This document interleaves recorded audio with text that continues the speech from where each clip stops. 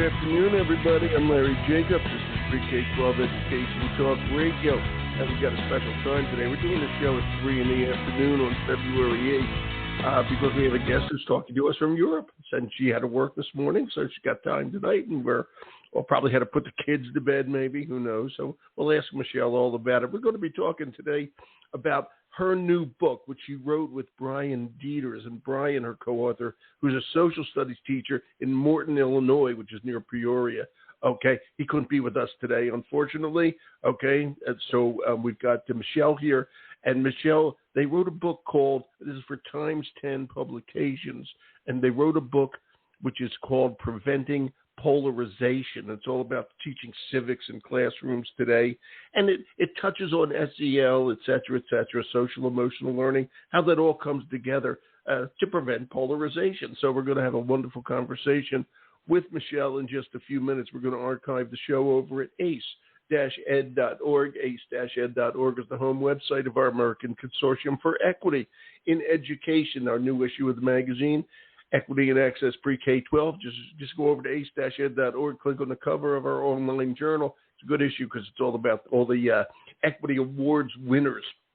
Look at the National Equity Awards winners, both educators, okay, and all types of people who work in schools, as well as a lot of companies, okay, who work so hard to create equity in pre-K-12 education. We honored all of them in the issue. And we also have a lot of stuff on there about SEL and teacher retention. And, of course, every podcast we've done is over at Ace-Ed too. So please check it all out. Everything we do over there is free, including a subscription to the magazine. So take a minute and subscribe if you want. Certainly go over and take a look at it. And, all the way to Switzerland. Here's Michelle. Hi, Michelle. Larry's here. Hi. Nice to be here. Thanks for having me. It's a pleasure to have you. Are you in Switzerland today? I actually flew into Florida because my brother had a baby. How convenient. Well, I'm so glad you're here. Okay, it's terrific. Yes. All right, so Florida. So Florida and Switzerland, they look alike scenery-wise, don't they? I have to say it was a bit bizarre coming from kind of some snowy Alps to some very hot weather. And enjoy it while you're there and take a dip in the ocean. Where are you in Florida? It's great. Just outside Tampa. Okay, good, a beautiful city. Good enough. Okay, so that's great. And I hope you have a great time in the U.S. here. Okay? And yeah, so listen, before we get into this, tell us a little bit about your background. Okay, please. Sure. So I actually got started teaching in Virginia. I taught world history as well as civics. And then I ended up teaching abroad in Switzerland. Since then, I have kind of transitioned over into the consulting world, and I do a lot on rethinking professional learning and focusing on those issues that are greatly impact our students, like polarization or sustainability. Mm-hmm. And that's what I'm mostly doing now. Okay, good enough. And you wrote here that you're co-founder of something called the Educators Lab. What's that?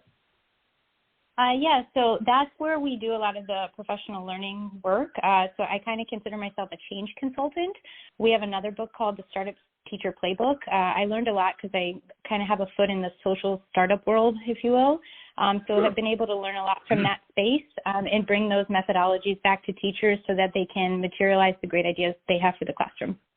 Boy, that is excellent. And I want to give some credit here because Brian just had stuff come up. He couldn't be with us today. He's the co-author of your book, Preventing Polarization, which, by the way, you can find at let me get the exact website here. I want to make sure I have it. It's Times 10 Publications at www.10publications.com. Or you also have a website of your own, preventingpolarization.com. But Brian couldn't be here with us today. How did you guys hook up? Where'd you meet? So, we're both kind of from rural parts of the U.S. I'm from Virginia. He is from Illinois, and we actually taught social studies together in Switzerland. And then we both, after some stints abroad, we returned back to a very divided America, and we connected, and we're like, we need to do something. Both of us having experience as civics teachers. Brian's currently still a civics teacher, and it's a product of that. And I have to say that both you, Michelle and Brian, when you come back to the United States, both of you seem to go to the flattest possible places. You in Florida and him in Central Illinois. Why is the reason for that? Yeah. No, when Switzerland, I went, when I flat. went back, Yeah. No, when I went back, I'm actually from Virginia, so I am more in the Blue Ridge. Okay, so I'll give you a break. Being here in Florida is because of my brother actually moved into this house 6 weeks ago. So if we had talked 2 months ago, I hadn't really expected anything that's happening right now. Well, it's good. Just have a great time, okay? Because it couldn't be a better time to go to Tampa, I got to tell you. And Brian, I know you're going to listen to this, and I'm sorry you're not here with us today, but you just enjoy Illinois, man, okay, in the winter. Nothing like Peoria in the winter, as they like to say. Okay, preventing polarization, 50 strategies for teaching kids. I love this, about empathy, politics, and civic responsibility. Wow. Okay, this is wonderful. You were a civics teacher. You were a social studies teacher. And you certainly know what's going on. Tell us, Michelle, what do you hear what's going on in civics classrooms today? This is what obviously prompted you folks to write the book.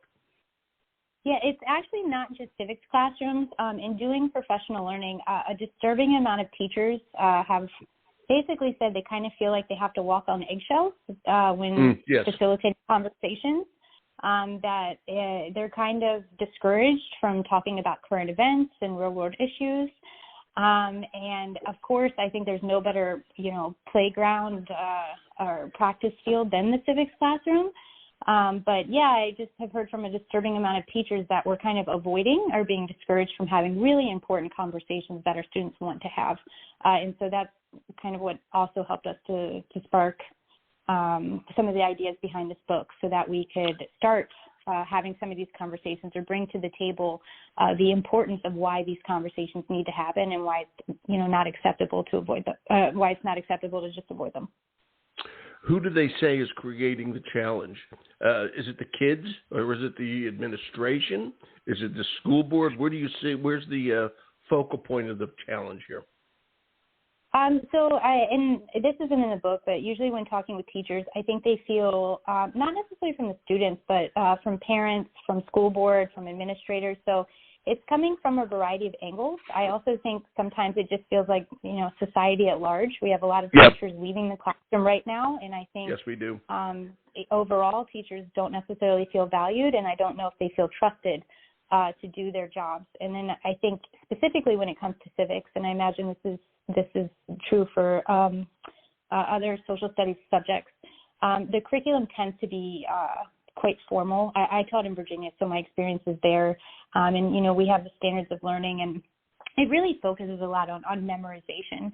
And, for instance, in something like the civics classroom, and this is something we talk about in the book, you have the body of civics, which is kind of just, the mechanics of how it functions. And then you have the soul of civics, which is that passion and drive. You need to be engaged so that you care about your community and want to take action. And the thing is the two go together. So, I've heard a lot of people talk about, why don't, just stick to the curriculum. And it's not easy to do that. And just to give an example in civics, you'll talk to students about the Electoral College. Most students aren't happy to learn about the Electoral College. It kind of makes them angry. They're shocked that we still have this in place. So am I. And then we'll talk about things like running for president, and the kids are like, okay, how do you do that? And then we get into election costs. Well, the last election was, over $14 billion. And then the students are like, well, where do they get the money from? And then we start talking about lobbies, and then they learn about Citizens United. And so they have emotions that come with learning about civics. And I think the thing is we try to separate this kind of knowledge piece from the emotional piece.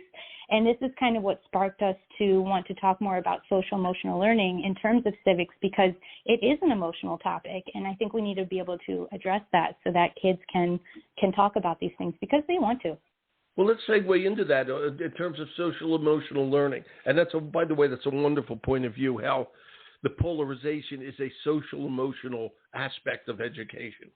Okay, and it seems to focus, I do agree with you here, more in civics classes, because kids obviously watch TV and they hear their parents talking over the table, and some parents are conservative and some parents are liberal, and they hear about the arguments and all that sort of thing, and it just overflows into school. Okay, and I have to say this, as you well know, every kid is entitled to their political opinion. No one would argue that. Okay, and that's healthy to have a good discourse. The thing is to have a healthy discourse, and that's what we're talking about here. When you say SEL, how do you put that into the polarization challenge? Well, so some of it is about self-regulating. Some of it's about managing emotions. So, for instance, sometimes when a certain issue comes up, your immediate response might to be angry, or it might be because of what you have heard from, what other sources to say, well, this is wrong and this is right. And usually with a lot of issues, it's complex. And kids need to have an opportunity to kind of dig deeper and dissect the issues and explore them. And so in today's world, and I think this would probably be a good example that most adults even run into with each other, is we have this, and I think since we have this presidential system, sometimes it's this presidential two-party system, sometimes it seems we kind of have this team mentality behind the party that, we vote for. And it causes us to maybe resort to bumper sticker politics, and it's like, well, I'm right and you're wrong. And this is a very ego-driven way to talk about things, and it doesn't facilitate dialogue either.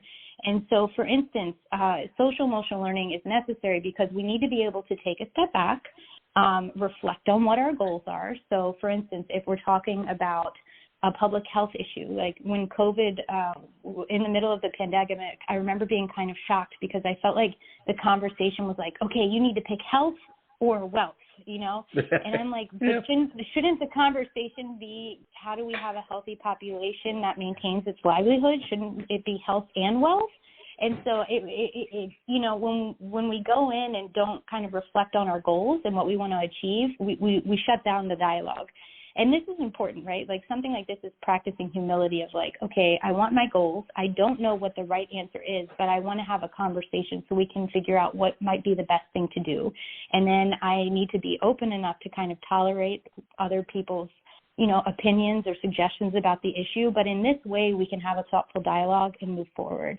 And so a lot of this goes into just regulating our emotions, being reflective of how we're responding to people, and ensuring we have kind of the soft skills needed to facilitate or engage in healthy dialogue. Couldn't agree with you more. My question to you, well, actually, maybe let me ask you a question first. Okay, who do you want to read this book? The book, again, is Preventing Polarization. That's the name of the website.com, preventingpolarization.com. Okay, who do you want to read the book? And I want to go back to what you just said about SEL when you finish answering that question. Go ahead. Sure. So we would be happy for any and all teachers to read it, or even parents. I think that's the thing is, when we talked about kind of the soul of civics, being civically engaged, I love that. Civic-minded, this is something that you need to build over time. This is something that we can, any adult, and so therefore all educators, we can help our students to feel, more civically minded, because kids need to make the link that, being an engaged citizen, being involved in civics, being involved in policy, this is one of your best outlets for systems change. And this, whatever policy is in place, whether it's at the local level, state, or national, this is going to shape your day-to-day. And, the world has a lot going on, so you need to understand the relevance of, we each have a part to play in shaping the type of world we want to live in. And so we wrote this because we wanted to be able to engage with all teachers, or we wanted to kind of spark a conversation with any and all teachers or parents about what we might do to make sure that our kids, understand the relevance of civics, so that they are more civic-minded, but also to make sure that they have those basic building blocks needed that usually coincide with social-emotional learning, so that they can engage in conversations. Because we need communication. We need to be tolerant of various perspectives. We need to understand how to explore issues. We need to understand how to build consensus. And these are things that take time. I don't think a one-and-done civics course is going to be able to accomplish all of that. No, it is. No, it is not. But we're on the same wavelength here. So let me go back to what you're saying about SEL, which is very important these days. Okay, I can't tell you. Everybody knows how important it is. All right. How does a social studies teacher and I know you have this in your book, and I want you to talk about it as part of your strategies. How does a social studies teacher literally, who really doesn't know much about teaching SEL, okay, officially, how do they incorporate it in there? Okay, well, how do you want? How do you want the SEL to fit in? You know where I'm going here. So, I mean, for me, SEL is just skill building. It should be naturally infused in any curriculum. Mm-hmm. I do have to say, too, I would agree with that. For my undergrad, I majored in anthropology, and at the time people were like, what do you do with anthropology? Well, for me, anthropology is studying how to empathize with people and how to notice people. And then, of course, you have courses in sociology, and that's studying patterns in society and movements and, you know, how people respond to things. So there's a lot in there. And also too, I think, you know, I remember with a social studies certification, I was able to teach psychology as well. So you have courses with that. And I think, you know, with infusing social emotional learning, I mean, facilitate a debate, you know, have a conversation. All of these skills are there. You know, it's not, I mean, I think that's the thing. If you have a curriculum where students are just supposed to memorize facts, sure, then it would be hard to infuse social emotional learning. But if students are playing a game or doing a simulation, really anything that's hands-on, there should be a way to help them to reflect on the process and how they learned and how they engaged. And I think this is where kids build their skills, because we're being intentional of saying, you know, did you feel like you communicated well? You know, did you feel like you were able to respond well to others? Did you feel, you know, but I think it's kind of this sort of metacognitive process of just ensuring that students have the opportunity to reflect on experience and what they felt and how they grew by doing certain activities. Right. It's all just a mix. And I love the things you cover in your book, and I just want to keep pushing the book. All right. Cultivating critical thinking. Okay. Digesting information and considering its source, which is media literacy, is the way I call it. Understanding the impact of their actions, which I think is very important. I'm going to talk to you about empathy in a second. Exploring how to handle tough conversations, making group work a norm, which I'm going to ask you about that, and being able to get involved. When you say making group work a norm, okay, why'd you put that in there? You want the teacher off the center of the stage, which I think is good, by the way. But what were you talking? What did you mean when you put that in there? A few of the skills that we mention in the book are collective leadership. We mentioned change making. We mentioned empathy. So we actually talk about apathy and empathy. And the thing is if we just talked, you know, we had just talked about helping students to communicate and to understand perspectives and to build consensus. You can't do that alone. Like, I mean, so of course you should be doing more group work, because if you can't practice, how do you expect, you know, children to form into adults that are good at these skills? And for me, the classroom should be a low stakes environment where we learn how to work with one another, whether it's on projects, whether it's on, you know, discussing an issue or whatever. So I think it's critical we make group work a norm. So that students get that opportunity. I mean, there's very few jobs where you work in a silo. So, of course, I think it should be a norm. Yeah, it should be, and I hope it is. I wanted to ask you this, and this is key to me. You're in Florida today, but you live in Switzerland. Okay, at least you're there for a while.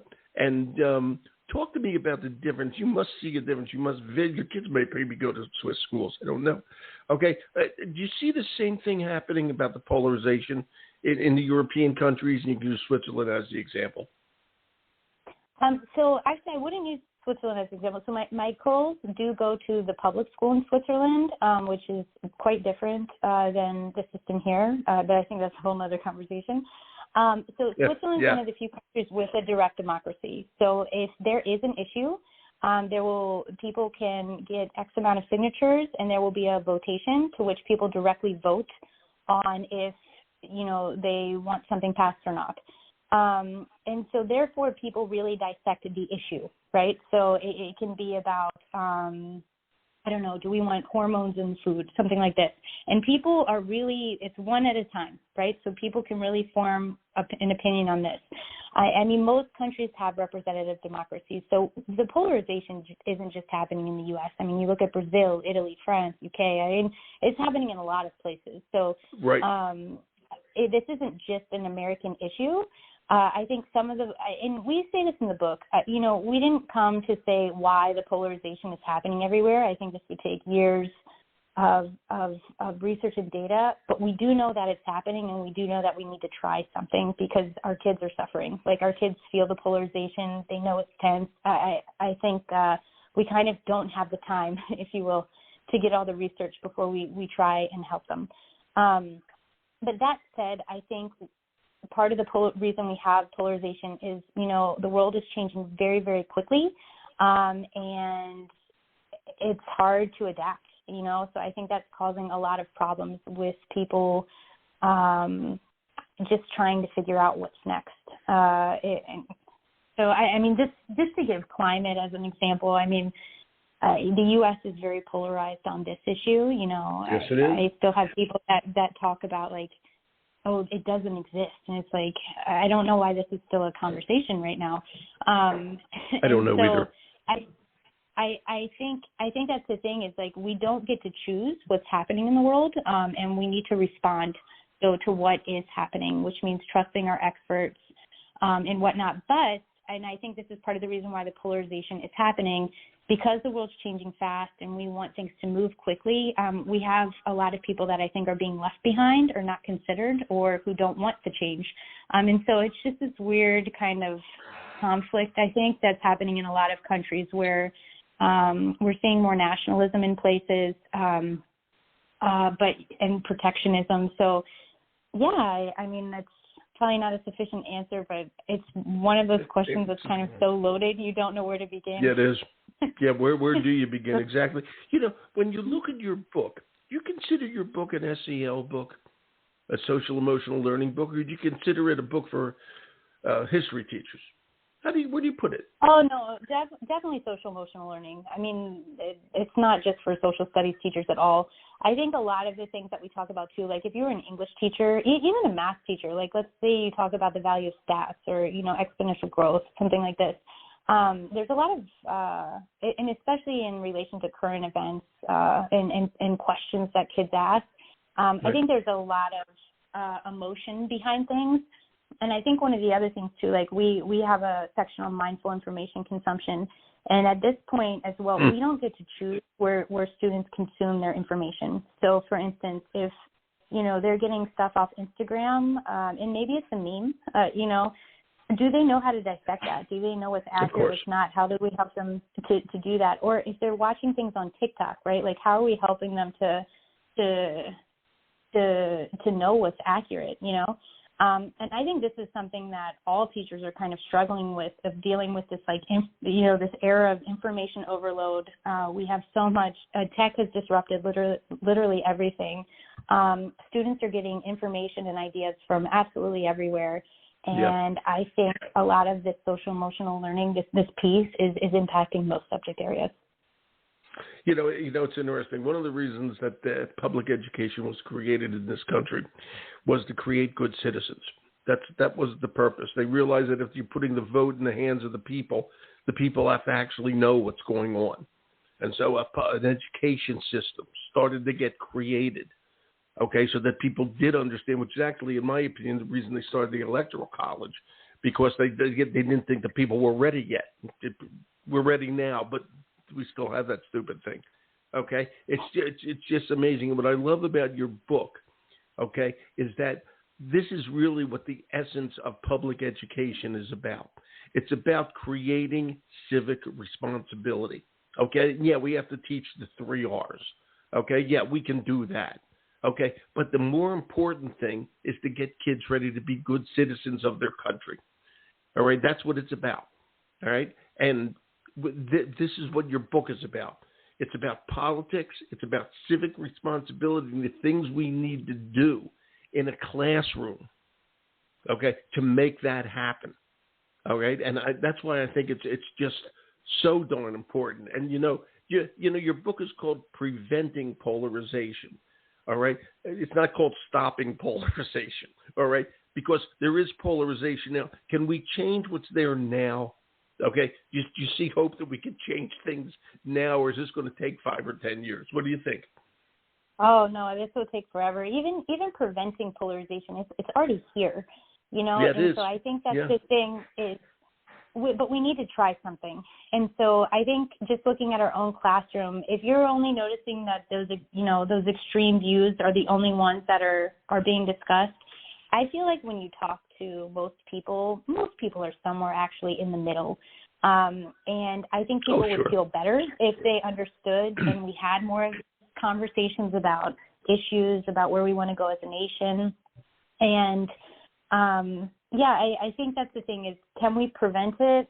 I'm not sure, but I would sure like to try. And I think that's what we wanted to do with the book. Yeah, we got to make it happen. And one other thing, you want this to be read by educators. Did you read it or did you write it? I know Brian teaches high school. Okay, so did you write it with the high school teacher and student in mind, or did you write it for the pre-K-12 teacher in mind? Just curious. So I would say I taught middle and high school, so I would say it's a bit more with that teacher in mind. But for instance, my mom taught third, and she read the book, and she's like, "This is great," because we really tried, for instance, on strategies that kind of cover some of the skills we talk about. I think there's something that any teacher can adapt. I mean, teachers, they know their craft, so if they like an idea, they'll implement it. That's good stuff. I got to tell you. For them. Yeah. Yeah, you guys did something good here. All right, you Michelle Blanchet and Brian Deters. I mean, you guys put something together, and I just hope it's a terrific addition to what's a growing library. What we need with schools to get back to what schools really mean. So, Michelle, thank you so much, and I got to tell you, enjoy Florida. You and I are on the same time zone today. It's 3:27. Okay. Yeah, thank you so much. Home? Yeah, when are you heading home? I head back on Monday, on Sunday. I arrive Monday. Good enough. How did you fly home? Through France? Where do you go? I think I actually fly back through London. Good enough. Okay, give my regards to good old London. All right, have a safe trip. It's wonderful to talk to you. It's wonderful to know you. Okay, and thank you. You as so well. much. Thanks so much for this. We appreciate it. All right, take care. Are you kidding me? My pleasure. You take care. Bye-bye. Bye. Michelle Blanchet, everybody, okay, who is the author, along with her co-author, Brian Deters, who, again, unfortunately couldn't be with us today here, okay, Preventing Polarization. Their website is preventingpolarization.com. You can also go, and I do recommend as you go over to 10 Publications, it's the number 10, 10publications.com. My good friend Mark Barnes is the publisher over there, and he's produced a whole series of books that are just absolutely fabulous, that really look at public education in a different way. And this is just one of them. Okay, so go over there and enjoy it. All right, it's good stuff. All right, we're going to archive the show over at ace-ed.org. We do good stuff too, and everything we do is free for you. So please go over, check it out. Thanks for listening.